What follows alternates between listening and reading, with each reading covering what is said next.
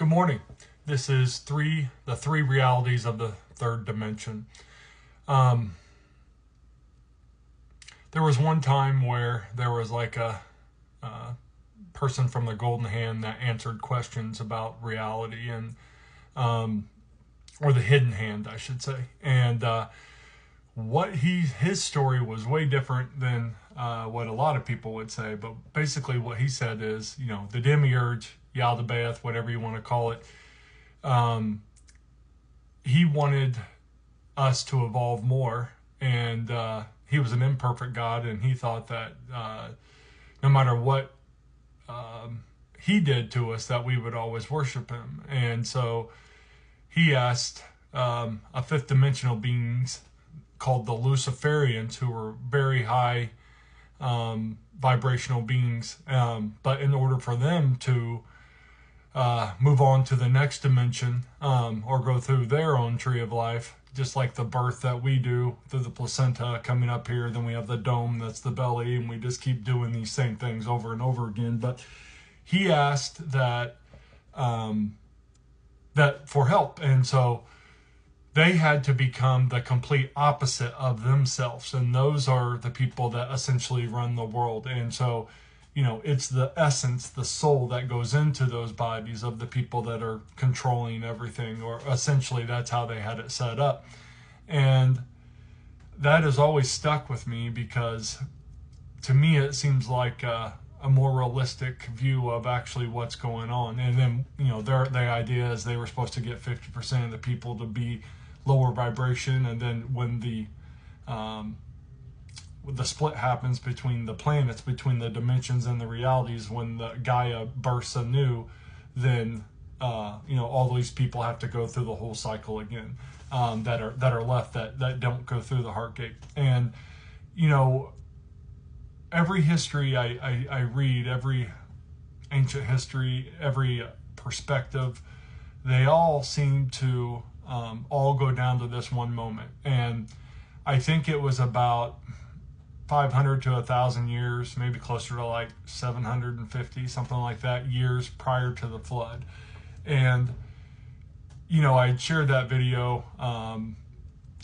with Bishop the Great that had done that video on showing how from a digital standpoint, how the data, piece of data gets corrupted, that data gets conscious, and then it starts dripping down into the third, like Mr. Smith, I think his name is, that Neo fights the whole time during the Matrix.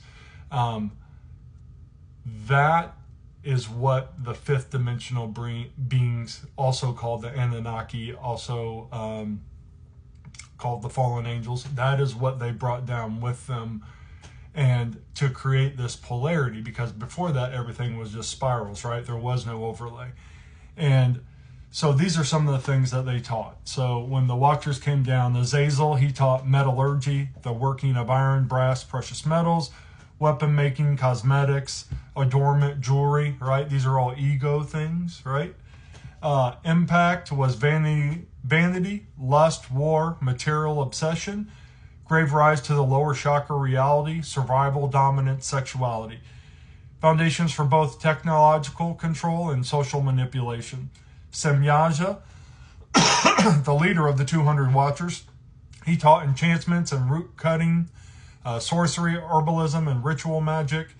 The impact of that is pharmakia, or the pharmaceutical industry we see today, shamanic rituals, spellcraft, use of psychoactive substances, hijacking of nature's intelligence for control instead of healing.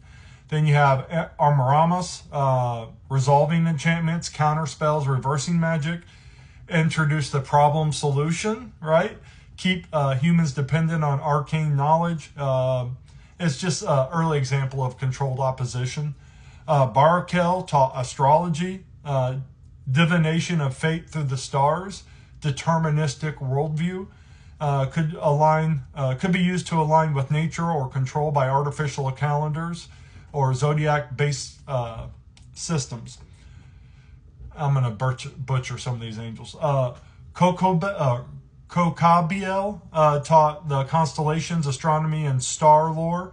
Impact, deep sky knowledge used for either gnosis or elite calendar timing rituals. Keep going back to this calendar, right? Gregorian calendar, right? That we all have to follow. Chazakel taught the knowledge of the clouds, meteorology, or perhaps weather manipulation. Impact, control of natural elements, possibly root of harp-like technologies or elite weather rituals. Shemsizel taught the signs of the sun. Serial taught the course of the moon. The impact of both of those, the foundations of timekeeping, ritual calendars, lunar and solar cults, possibly the origins of artificial time systems that sever humans from their natural rhythms.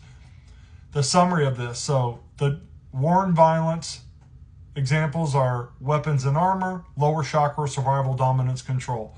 Beauty and vanity, makeup or jewelry, seduction, distraction, externalization. Sorcery and ritual, enchantments and root cutting, occult dependence, manipulation. Astral sciences, astrology, constellations, sun, moon lore, false timing, fate versus free will. Earth and nature manipulation, cloud lore, meteorology, hijacking of elemental systems, technological mastery, metallurgy. The implications of this, these pulled humanity downward into the Metatronic system, a closed, distorted version of reality focused on desire and control, rooted in the lower chakras, external knowledge over inner gnosis, and separation from the heart-centered middle reality and Christ consciousness higher reality. So everyone always goes back to this moment, right? What was this moment? That moment is when the polarity came down, and the polarity was the overlay. And so, not that there wasn't like positive and negative polarity, but it was all spirals before that. And so this gave us the temptations, all the things to bring us back into the lower.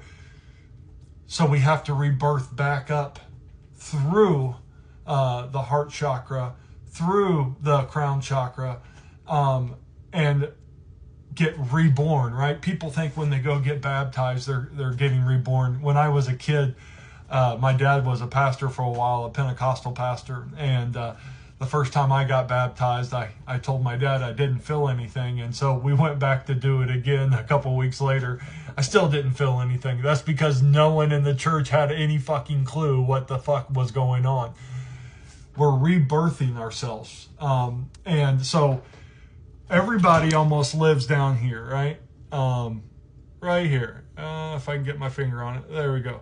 So 95% of people, and that's why all of our reality, all these people that control everything, right? They were asked to come down, the Luciferians. Everything, our culture, everything is focused on all these lower chakras, right? All these behaviors, all these things that keep you low, right? All the lower chakras, and I've went over this so many different times, but that's why it's so hard when you're in one to manifest, because you are completely out of alignment and you're doing all the things that go against God. And what do I mean by that? And I'm guilty, right? Number one right here. But I mean, like, all that I've been trying to get the courage or the willpower to come into my own. And what I mean by that is I'm trying to do all the things I don't want to do because I know they're the best things for me. So if I never drank, if I quit using an e-cig, if I start working out, start meditating more, start doing all these activities that are going to be my highest version of myself. And that is what starts reflecting. You have the second reality. So you go through the heart chakra and you're living there, but you're not above the heart. You're just kind of living in that heart space. And that's kind of where I'm at right now. So it's a little bit easier to manifest, right? It's a little bit easier. I can't even get this to work. Yeah, it's a little bit easier to manifest. But then when you get to the Christ consciousness, when you're living through the heart, not the mind, the heart, you're at the Eye of Ra, the middle path, the Tao, the Christ. And that is where you can manifest fish from 50 to 1,000. You can walk on water. You can teleport. You can do all these different types of things. And it's so important that you wake up from this first reality, because you still have two more to go through if you ever want to rebirth or actually